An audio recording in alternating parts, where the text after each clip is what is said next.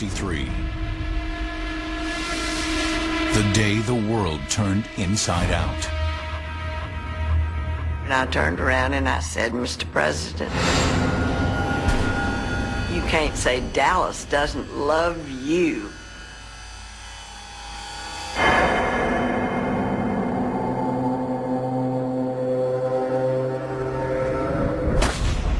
When the bullet hit him in the head, it put out a flume of blood and brain matter and bone and everything. One president, one limousine. But how many gunmen? You've certainly got the possibility of a shot there. And where did the shots come from? It's upward, but from this direction it's downward. Now, using state-of-the-art forensic technology, a crime scene is reconstructed. Well, someone take me to the 6th wall. What we're doing has never been done before. We build an almost human target. I don't think anyone would have ever gone to this level of accuracy or complexity. A tragedy is recreated. Pulled the shot right and got the head. And a mystery is solved. This test has shown quite conclusively that the shot that killed President Kennedy did come from behind. JFK, Inside the Target Car, an Unsolved History special. Dallas, Texas, Dealey Plaza. This site has become an iconic location for Americans, where a gunman assassinated a president and a world was transformed. But 2,000 miles from Dallas, Texas, there is another icon quietly on display. Surrounded by glittering examples of the manufacturing process, a Lincoln limousine sits. That vehicle is one of the most visited items in the museum, and many people are surprised that we have it. Well, it doesn't look like it did in Dallas, no, it's been changed. But it's one of those actually fairly rare things where you can look right at it and say, history happened there, not in some large battlefield or not in some large building. No, right there in the back seat of that car, the world changed. This 1961 Lincoln Continental is ground zero for the Kennedy assassination. And in order to solve the mystery of what happened on November 22nd, 1963, we will transform the confines of this vehicle into a forensic laboratory.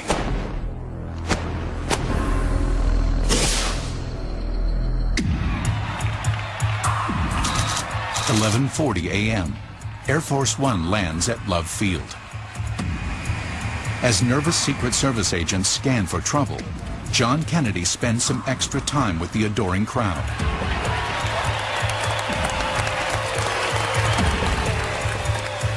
JFK had a sense of Irish fatalism.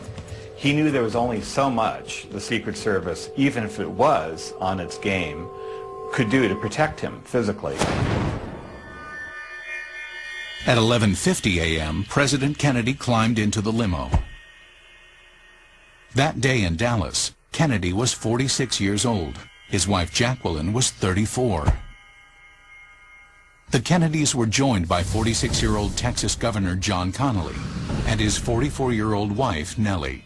We were in our prime. We were full of the joy of living and the joy of working and helping, and I felt like that Jack and John could do a lot of things for this country and Texas. Riding alongside the limo that afternoon, motorcycle policeman Bobby Hargis witnessed the president stopping to visit along the parade route. Oh, and I'm telling you, the Secret Service men nearly had a conniption fit because he stopped the car and got outside of the car and started walking in the crowd. And finally, he got through kissing babies and he got back in the car.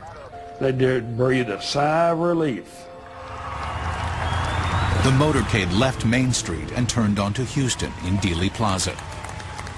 Everything was just going so good that I couldn't restrain myself any longer, and I turned around and I said, Mr. President, You can't say Dallas doesn't love you. And he grinned, that wonderful grin he has. And then it was just a few seconds, and there was a loud noise. I was not at first sure what the noise was. What happened in the next few seconds spawned decades of debate.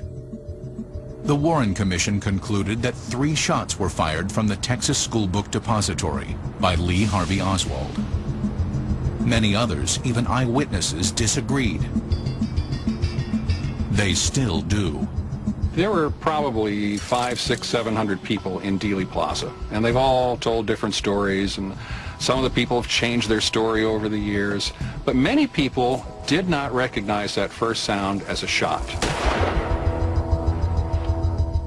But when the second sound came, they knew. Kennedy emerged from behind the freeway sign. His hands moved to his throat. According to the Warren report, one shot, dubbed the magic bullet, entered Kennedy's back, exited his throat, and then inflicted 5 wounds in Governor Connolly. Seconds later, the gunman fired the fatal shot. I couldn't look back, but I heard Jackie say, "They've killed him. They've killed Jack. I have his brains in my hand." The interior of the car was covered with bloody matter, all our clothes, little tiny bits. When the bullet hit him in the head, it put out a flume of blood and brain matter and bone and everything. Of course, the First Lady crawls out onto the rear of the vehicle in a desperate attempt to get the pieces of his head that had been blown off by the bullets, because she said she wanted to make him whole again and put the pieces back together. It was a terrible, terrible moment. It was a horror show. It was an explosion of violence that not only ripped apart Jackie Kennedy and her life and the life of others in this vehicle, but the life of the country as well. The vehicle, now covered in gore, raced to Parkland Hospital. John has bled all over it, and the president's head is partially. What do you think that car looked like? It looked like hell. It looked like we didn't have to go to hell to have it. We were having it right there. As word of the shooting spread, crowds gathered at Parkland.